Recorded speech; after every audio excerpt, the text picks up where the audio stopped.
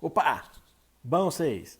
Galera, meu nome é Gilson Rodrigues, eu sou instrutor prático e teórico técnico de legislação de trânsito e hoje eu vou trazer aqui para vocês um pouquinho de conhecimento relacionado à legislação de trânsito, beleza?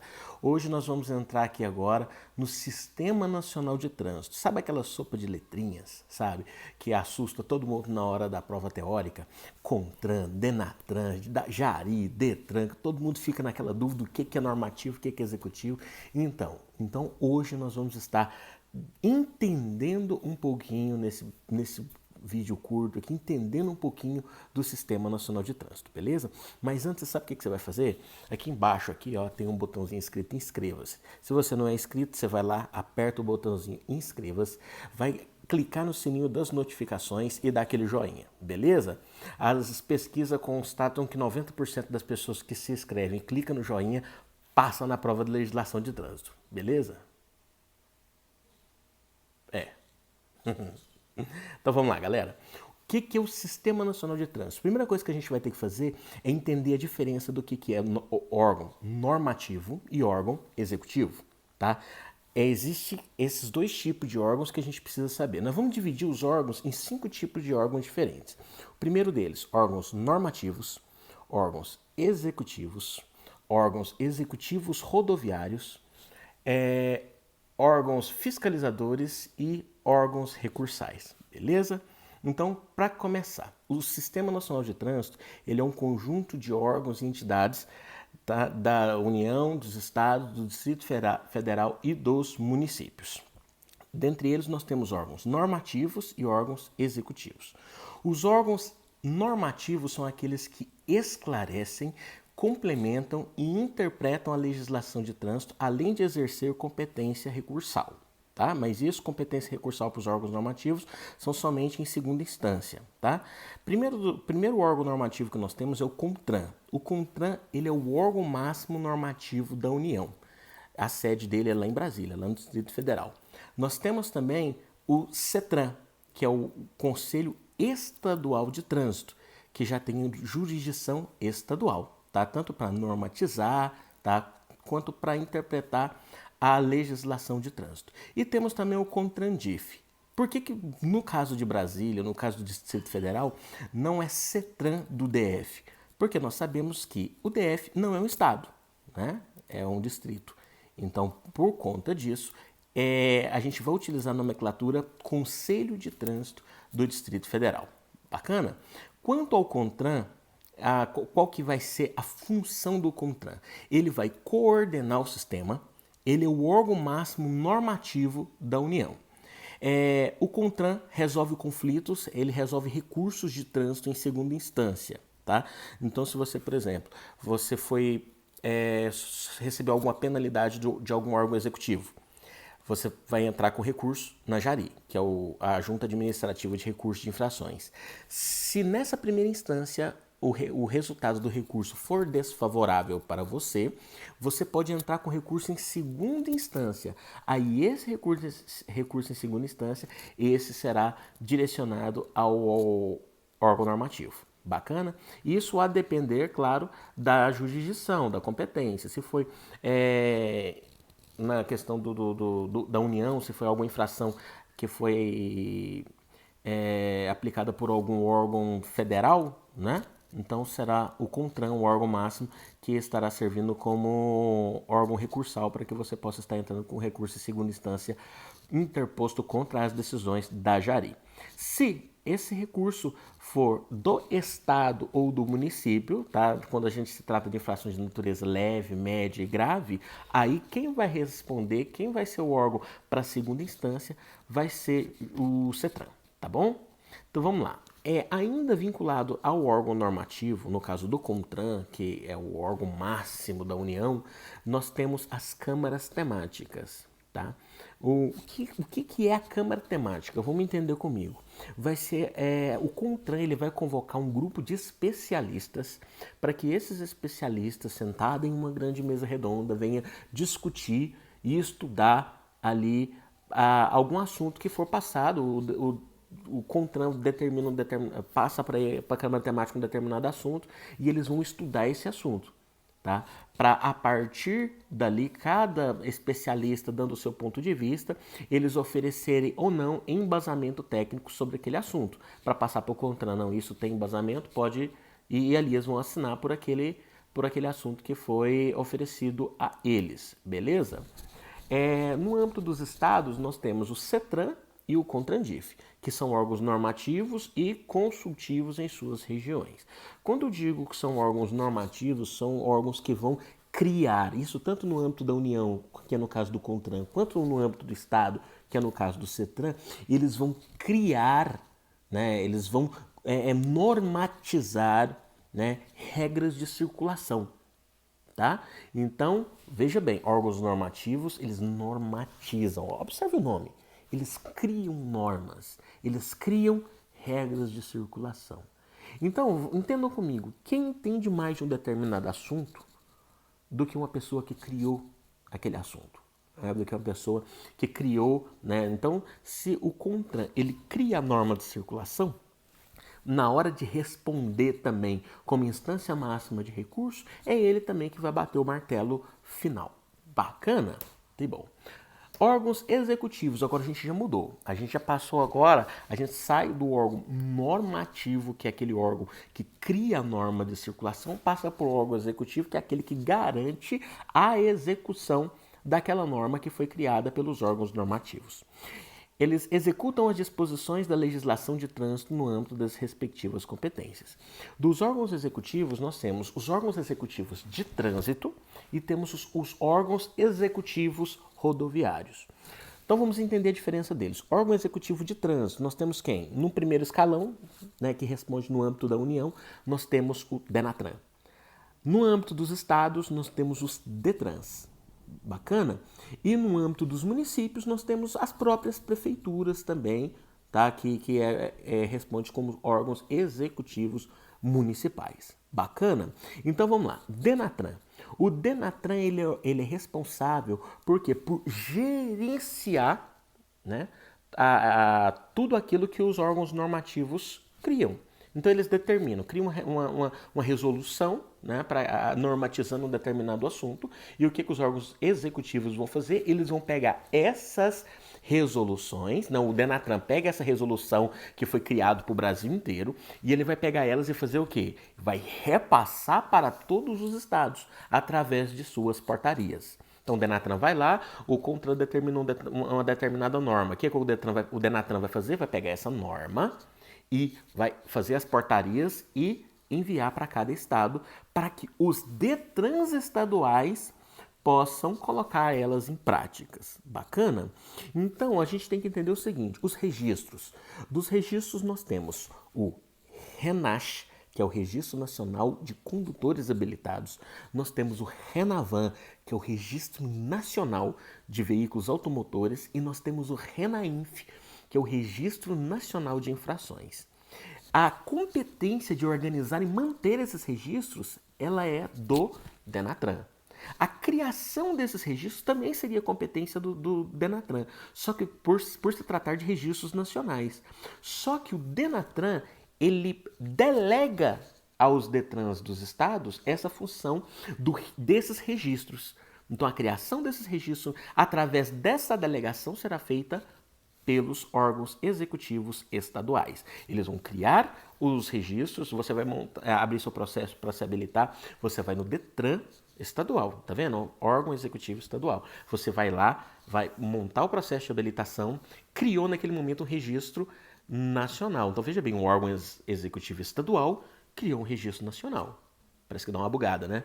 Mas não, é porque o DENATRAN, ele delegou essas funções aos órgãos executivos estaduais. Então, eles recebendo todas essas informações, o DENATRAN vai fazer o quê? Vai organizar e manter esses registros. Quando eu digo organizar e manter esses registros, eu digo em relação ao quê? Eu digo em relação a pegar esses registros e disponibilizar esse registro a nível de consulta para todo o território nacional. Bacana? O DENATRAN, ele tem autonomia, tá, administrativa e técnica com jurisdição nacional, dando suporte ao CONTRAN. Bacana? Muito bem. Só relembrando, quando eu digo organizar e manter os registros, então na sua prova, olha só, questão de prova.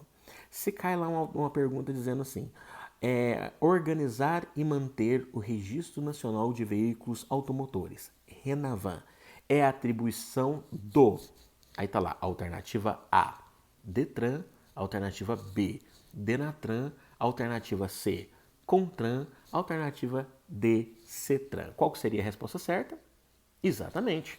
A resposta certa seria a alternativa B, DENATRAN, porque ele que é responsável por organizar, ou seja, a partir do momento que ele recebeu essas informações, ele vai organizar e manter esses registros, deixando eles disponíveis para fins de consulta em todo o território nacional. Bacana? Quanto agora vamos às competências do órgão executivo estadual, o DETRAN. O órgão executivo estadual, através de delegação do órgão federal competente, ele vai fazer o quê? Olha só as atribuições do DETRAN. Olha só. Registrar e licenciar veículos, fiscalizar documentação de veículos e condutores, olha que legal. Expedir e cassar a licença de aprendizagem, a permissão para dirigir e a CNH. Então, todas essas são atribuições do DETRAN. É algo que deveria ser feito pelo DENATRAN? Se você for olhar pela questão da jurisdição, por ser todos esses registros nacionais, seria sim de jurisdição do DENATRAN. Porém, ele delega essas funções aos DETRANs e os DETRANs estaduais que estarão executando. Bacana? Então tá bom. Quanto aos órgãos municipais, vocês não precisam se preocupar, tá? Isso já não vai ser formulado questões de prova relacionado aos órgãos executivos municipais. O órgão executivo municipal seria a própria prefeitura, né? Quando a gente diz respeito, por exemplo, à fiscalização, né, a própria manutenção da malha viária do município, a sinalização, né? Em algumas cidades, quando a gente fala de cidades maiores, ela pode ter uma secretaria específica para tratar de trânsito. Aí em alguns locais ela tem a SMT ou a AMT, né? Seria uma Secretaria Municipal de Trânsito, tá?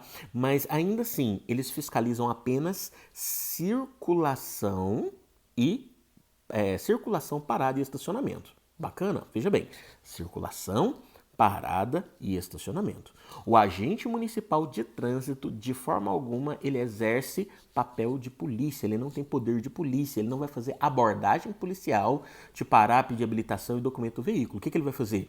Se ele estiver dirigindo sem cinto de segurança, ele vai fazer uma autuação. Se ele estiver furando o sinal, ele vai fazer uma autuação. Se você estacionar em desacordo com o que determina a legislação de trânsito, também ele fará a autuação. Bacana? Então aqui a gente viu os órgãos executivos de trânsito, tá? Agora a gente saindo dessa parte, nós vamos passar o quê? Para os órgãos executivos rodoviários. Quais seriam os órgãos executivos rodoviários? Primeiro deles é o DENIT, que é responsável é o Departamento Nacional de Infraestrutura e Transporte. Tá? Ele é o órgão rodoviário, ele é o executivo rodoviário da União com circunscrição sobre as rodovias e estradas federais. Temos também o DER, que é o Departamento de Estrada e Rodagem. No estado de Goiás, as suas funções elas foram assumidas por um órgão chamado AGETOP. Tá? E agora a AGETOP recentemente ainda teve as suas funções absorvidas por um outro órgão executivo rodoviário estadual chamado GOINFRA. Tá? Então, na sua prova, gente, ou vai aparecer DER/AGETOP ou GOINFRA, ou simplesmente DER. Tá? Então, a gente vai considerar isso. Não vai ter em uma alternativa DER, na alternativa A, por exemplo, depois na alternativa B coloca GOINFRA. Não. Tá? Quando ele se referir ao órgão executivo rodoviário do estado, ele vai ter que colocar da seguinte forma: sempre vai ter que ter a palavra DER e aquele outro órgão que incorporou essas funções, que no caso mais recente agora foi o GOINFRA. Bacana? Então, esse órgão executivo rodoviário ele vai ser responsável pela manutenção da malha viária das rodovias e estradas estaduais, pela sinalização das rodovias e estradas estaduais, tá? Ok? Muito bem, agora a gente passa para os órgãos executivos. Nós vamos passar agora para os órgãos fiscalizadores. Tá? Os órgãos fiscalizadores são órgãos encarregados da fiscalização de trânsito na sua área de atuação. Nós temos aqui o primeiro deles, Polícia Rodoviária Federal. Ela realiza o patrulhamento ostensivo nas rodovias e estradas federais. Tá? Além de realizar esse patrulhamento ostensivo nas rodovias e estradas federais, ela também vai fazer o quê? Ela vai fazer o levantamento dos locais onde ocorre acidente, do serviço de atendimento, de socorro, né, e salvamento de vítimas. Então, além de realizar esse patrulhamento ostensivo, ela também vai estar também vai estar fazendo levantamento desses dados, dessas estatísticas. Tá ok? Então nós vimos que a Polícia Rodoviária Federal ela é o órgão que vai estar fiscalizando as rodovias e estradas federais. Ela vai estar fazendo isso para o DENIT. Então, por exemplo, ocorre uma infração de trânsito no âmbito das rodovias federais, o que vai acontecer? A Polícia Rodoviária Federal vai fazer a autuação e enviar essa autuação para onde? Para o órgão executivo rodoviário da União, que é quem? O Departamento Nacional de Infraestrutura e Transporte, o DENIT. Bacana? Nós temos também, ainda como órgão fiscalizador, a Polícia Militar.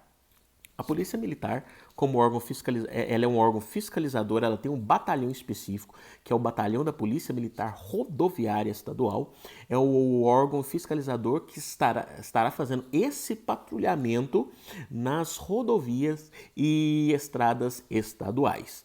Nos municípios, a Polícia Militar ela vai estar fiscalizando também o trânsito desde que haja um convênio devidamente legalizado com o município. Tá? Então, qual que é a função da Polícia Militar em um município? Segurança pública, certo? Só que aí o que acontece? Além dessa função de segurança pública, o município faz um convênio com a Polícia Militar para que ela venha, além da segurança pública, exercer o papel também da fiscalização de trânsito. Bacana? Muito bem, passamos agora para os órgãos recursais. Nós temos qual? JARI. JARI é Junta Administrativa de Recursos de Infrações. Uma JARI ela é composta por 3 integrantes, dentre os quais apenas um pertence ao órgão que fez a autuação. Os 2 integrantes da JARI, os outros 2 integrantes, eles são de fora do órgão, que não tem ligação nenhuma com o órgão, tá? Justamente para que nesse julgamento não haja favorecimento ao órgão que aplicou a autuação. Tá? Há de entender que qual vai ser a função da JARI? Julgar os recursos contra a imposição de penalidades. Então, por exemplo, se você comete uma infração numa rodovia federal, por exemplo, quem que fiscaliza a rodovia federal? Polícia Rodoviária Federal. E ela faz essa fiscalização para quem? Para o DENIT, que é o Departamento Nacional de Infraestrutura e Transporte. Então, se você foi autuado numa rodovia federal, você foi autuado por um policial rodoviário federal, você tem o direito de entrar com um recurso. E esse recurso você vai entrar após o período de defesa prévia. Então, passou os 15 dias que é o prazo de defesa prévia, você vai receber a notificação da penalidade e a partir desse momento você poderá entrar com recurso e esse recurso você vai lá na JARI do órgão que te aplicou a penalidade. Todo órgão executivo tem uma JARI. Tá? Para que você possa ir lá e entrar com recurso. A JARI, ela tem autonomia, veja bem, ela tem autonomia, apesar de ter apoio financeiro do órgão ao qual ela pertence, ela tem regimento próprio e autonomia total em suas decisões. Tá ok? Então, vamos lá. Ainda relacionado à JARI, vamos lá, aqui. Compete a JARI, então, olha só, primeira coisa, julgar os recursos contra as imposições de penalidades. Segunda competência da JARI, solicitar aos órgãos responsáveis informações complementares relativas aos recursos para melhor julgá-lo. Então, por exemplo, eu fui autuado porque num determinado local eu entrei numa via que era contramão e eu não sabia. Fui autuado, né? Recebi a notificação de penalidade, que é a multa, né? E o que eu, nesse momento, eu poderei fazer? Ir na Jari e recorrer. Mencionar fazer menção ao Código de Trânsito, onde ele me diz que nenhum condutor poderá sofrer as sanções previstas no Código de Trânsito relacionado às falha na sinalização, né, a desobediência na sinalização de trânsito, quando ela estiver ilegível ou for insuficiente. Então eu entrei na contramão e me baseei nisso. Não tinha placa que dissesse que ali é contramão. Então o que eu faço? Eu vou lá no meu recurso eu coloco, olha, não tinha sinalização que demonstrasse que ali era contramão para mim. Né? Olha só. Então o que vai acontecer? A Jari ela pode solicitar ao órgão a qual ela pertence, falar, olha, peraí, eu quero que vocês me mandem foto do local porque eu quero ver como que está a sinalização. Viu só como ela pode atuar também? Ela tem essa autonomia de solicitar essas informações complementares para poder julgar melhor esse recurso. Tá?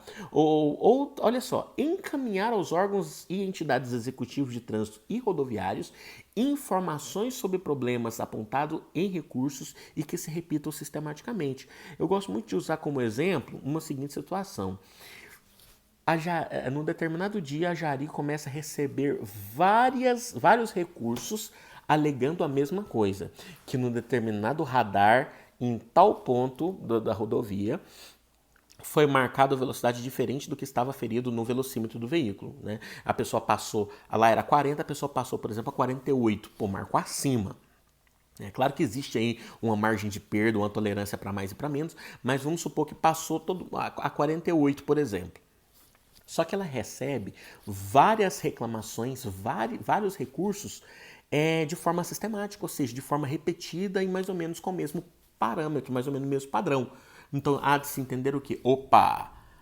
A Jari vai fazer o que agora? Vai avisar o órgão que tem alguma coisa errada. Fala, olha, vai lá e verifique se tem alguma coisa errada lá com o equipamento, porque pelas recorrências que está tendo, pode ser que tenha algum problema no equipamento. E aí o que vai acontecer? O órgão executivo vai estar fazendo a aferição do equipamento. Bacana? Galera, então vocês viram aí os órgãos que compõem o Sistema Nacional de Trânsito. Por hoje é só. Lembrando, nós estaremos aí seguindo uma sequência, tá? O fundamento disso aqui é poder estar ajudando aos nossos alunos que já fizeram o curso teórico e está aguardando para fazer a prova teórica e continuar com o conteúdo fresquinho na cabeça, beleza? Por hoje é só. Aquele abraço aos meus amigos. Tchau, obrigado.